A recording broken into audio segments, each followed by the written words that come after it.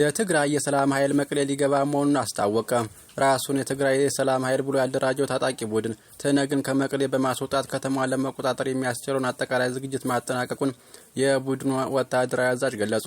በቀድሞው የትግራይ ከፍተኛ ወታደራዊ አዛዥ በወዲ አንጥሮ በጀነራል ጎሽ ገብረና በጀነራል ከበደ ፈቃዱ የሚመራው ይህ የሰላም ኃይል መቀሌ መሽጎ የትግራይን ሕዝብ እያሰቃየ ያለውን የትነግ ስብስብ ጠራርጎ በማስወጣት ለትግራይ ሕዝብ ሰላምና ዲሞክራሲን ለማረጋገጥ ሙሉ ዝግጅቱን ማጠናቀቁን አዛዡ አስታውቀዋል።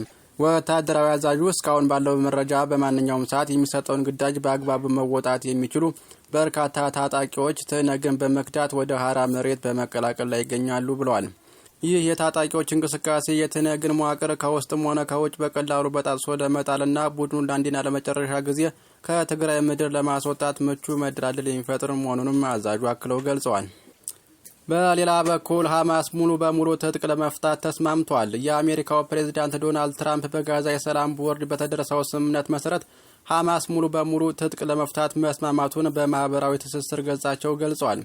ስምምነቱ ጋዛ በአዲስ የፍልስጤም መንግስት ለማስተዳደር በሚደረገው ጥረት ውስጥ ትልቅ እርምጃ መሆኑ ተጠቅሷል። የቡድኑ ከፍተኛ ባለስልጣንም ሐማስ በሰላም እቅዱ መስማማቱንና ይፋዊ መግለጫ እንደሚያወጣ ማረጋገጣቸውን ቢቢሲ ዘግቧል።